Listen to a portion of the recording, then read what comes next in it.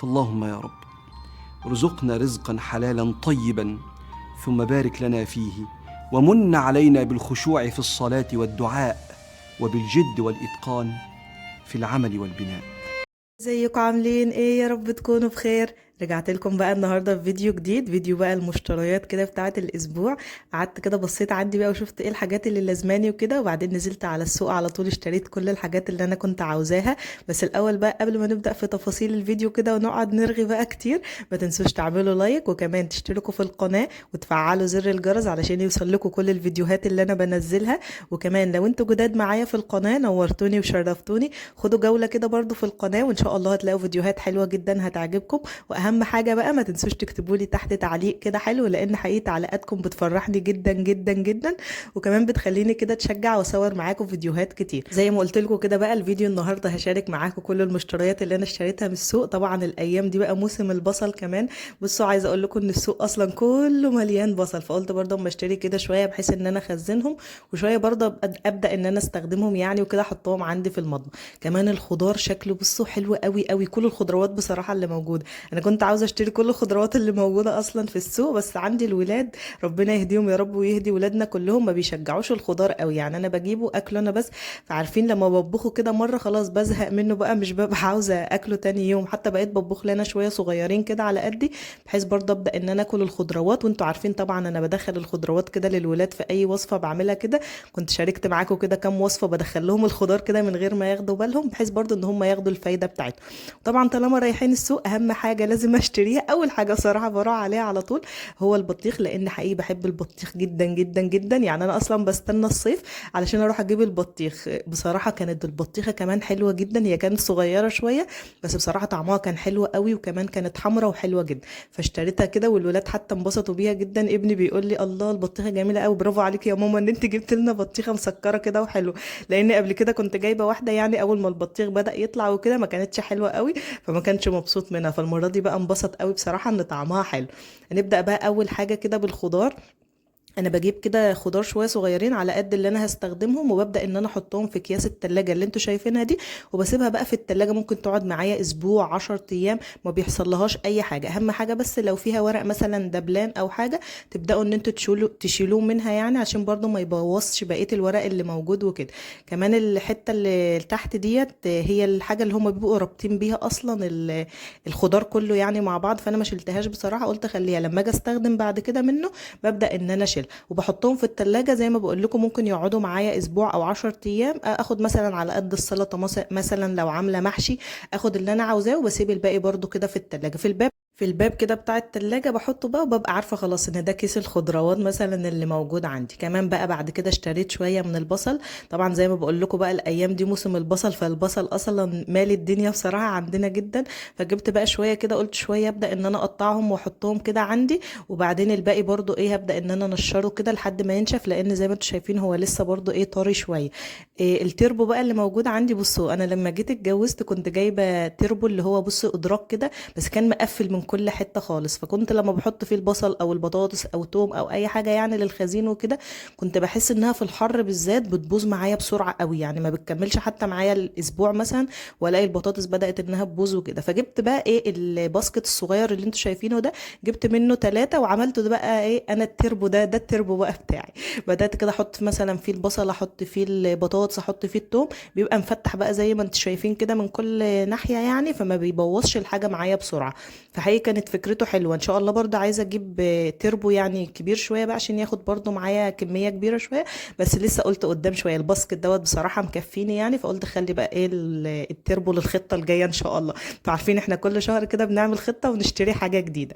إيه كمان بقى بعد كده كنت جايبه الكوسه، قلت اعمل بقى بيها شويه محشي. وحقيقي بصوا كان شكلها والله حلو قوي، الخضار حقيقي شكله بيلمع كده وشكله حلو، لونه اخضر كده وجميل. فبصوا زي ما بقول لكم كنت عاوزه اشتري كل الخضار اللي موجود اصلا في السوق.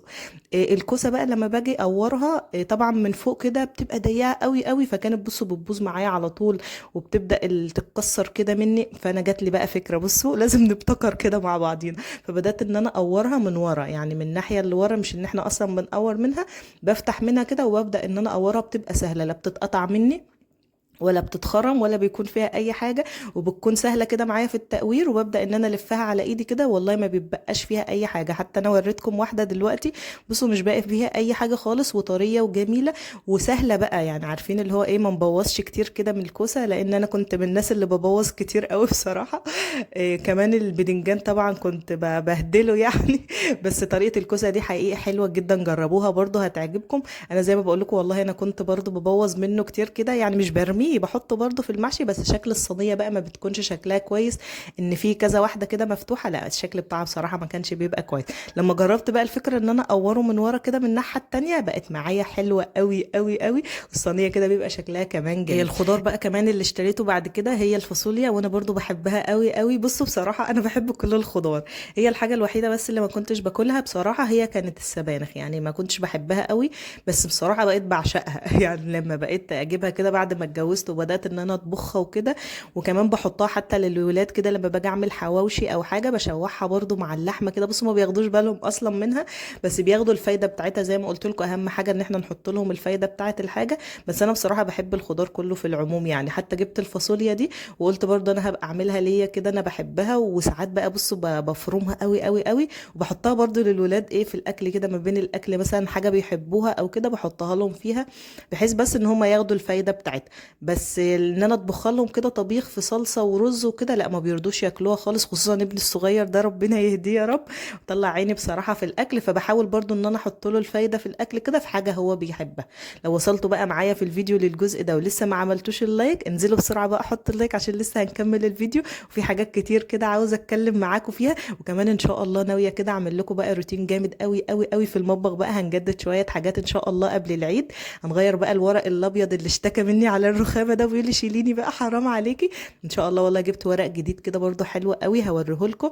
وهنشيل بقى الورق دوت، هو كده بالظبط بقى له سنه كنت حاطاه على الرخامه، يعني عايزه اشوف بقى ايه الرخامه هيحصل فيها حاجه ولا ايه، لان كان في فيديوهات كتير قوي بتعمل يعني ان الورق ده بيبوظ الرخام وبيسيب اثر ومش عارفه ايه وكده. فاحنا هنشيله مع بعض، وحتى مش هسرع فيديو ولا اي حاجه، بحيث ان انتوا تشوفوا التفاصيل كلها بتاعه الورق، لان حقيقي هو شكله كان حلو جدا، وفعلا نقل المطبخ في حته تانية خالص، وخلى كده الشكل بتاع المطبخ حلو. بس هنشوف بقى بعد كده واحنا بنشيله هيبقى عملي معانا ان احنا نلزق حاجه تانية بعد كده ولا لا. خلاص كده خلصت بقى كل الخضروات. جبت كمان جبنه قريش كده، اللي هي الجبنه البلدي بتاعه الفلاحين الجميله دي. سيبكم بقى من الجبن الجاهزه اللي بره دي، لا مش حلوه خالص بصراحه. الجبن اللي بره دي انا كنت باكلها والله، بس جبت الجبنه القريش دي وبجربها كده بطريقه حلوه قوي، حببتني بقى فيها. انا سايبه لكم الطريقه برضو على القناه عندي في فيديو قصير كده، ادخلوا شوفوه وهتحبوا الجبنه القريش. وعايزه اقول لكم مش هتشتروا اصلا جبن تاني من بره خالص، هتعتمدوا على الجبنه دي بس. شوفوا برضو الطريقه كده وان شاء الله هتعجبكم جدا. كمان لقيت الفراخ الصغننه الجميله دي، جبت فرخه كده قلت ممكن ان انا احشيها مثلا للولاد كده مع شويه بطاطس بقى وشويه رز كده ونقضي الموضوع، يعني لان حقيقه اسعار الفراخ عليت جدا عندنا. يعني الكيلو تقريبا بقى ب95، كانت نزلت كده شويه وبقى سعرها حلو، رفعت تاني قوي. فقلت انا اجيب الفرخه الصغيره ديت واحشيها لهم مثلا وكده وهتبقى تمام. جبت كمان الكبد والقوانص ديت، المحل اللي انا بشتري منه هو بيبقى حاطط فيها ليمون وحاطط فيها خضار وكده، فانا بس حطيتها من الطبق، حطيتها في العلبه دي، وهبدا ان انا اغسلها برده كده وانضفها، وابدا ان انا اعينها بقى عندي في التلاجة، بحيث كده يبقى عندي كام اكله مثلا في الاسبوع. وعايزه اقول لكم ان انا ببقى جايبه اكل مثلا من الاسبوع اللي قبله بيبقى باقي عندي، يعني برضو الولاد مش بياكلوا قوي يعني، فبيبقى مثلا اكل مننا او حاجه، فبحطه برضو في كيس واحطه في الفريزر، بحيث مثلا الاسبوع اللي بعده محتاره مثلا اطبخ او ما عنديش وقت ان انا اطبخ طبخه جديده، فببدا ان انا اطلع مثلا الكيس اللي انا حاطاه في الفريزر واسخنه مثلا مع شويه رز بقى، والدنيا بتمشي وكده. خلاص كده كل المشتريات اللي انا اشتريتها من السوق وريتها لكم. بس طبعا الرخامه بقى كانت اتبهدلت لاني كنت بصور عليها وكده، فحبيت ان انا انضفها برضو كده ونظبط الدنيا، علشان والله اهم حاجه كده لما بنلاقي المكان حوالينا نظيف والدنيا حلوه بنبقى مرتاحين نفسيا، خصوصا المطبخ بصراحه. طالما المطبخ متروق كده والبوتاجاز نظيف والرخامه نظيفه والحوض اهم حاجه عندي عشان عامل لي عقده بصراحه قوي، انا ببقى مبسوطه، ببقى حاسه ان النفسيه بتاعتي كده مبسوطه. لكن لما بحس ان الدنيا مكركبه حواليا قوي ما ببقاش حتى عارفه اقعد، عارفين حاسه ان لا في ورايا حاجه، في حاجه عايزه تخلص. فانا قلت برضو بما اني واقفه يعني في المطبخ انضف برضو كده الدنيا حواليه، واظبط الكافي كورنر اللي انا بحبه ده اللي احنا عاملينه مع بعض. بصوا بسيط والله ومش واخد مساحه، اهم حاجه ان هو مش واخد مساحه على الرخامه، لان انا بحب الرخامه تكون فاضيه حواليا شويه، لاني بستخدمها على طول. انا ما عنديش يعتبر في المطبخ غير الرخامه الصغيره دي، وكمان كنت عامله رف كده من الالموتال، بس هو يعني برضو مش محمل قوي يعني ان انا احط عليه حاجات تقيله وكده، فما بحطش عليه غير الكتل وحاجات برضو بسيطه كده حواليه.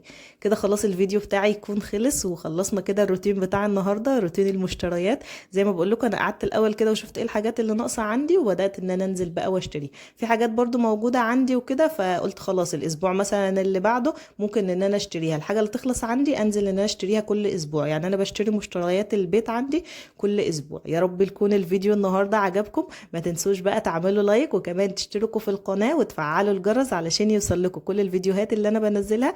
واستنوني ان شاء الله في فيديوهات جديده وروتينات جديده كده، نبدا نعمل روتينات حلوه قوي للعيد. ويا رب تعود الايام علينا جميعا بالف خير.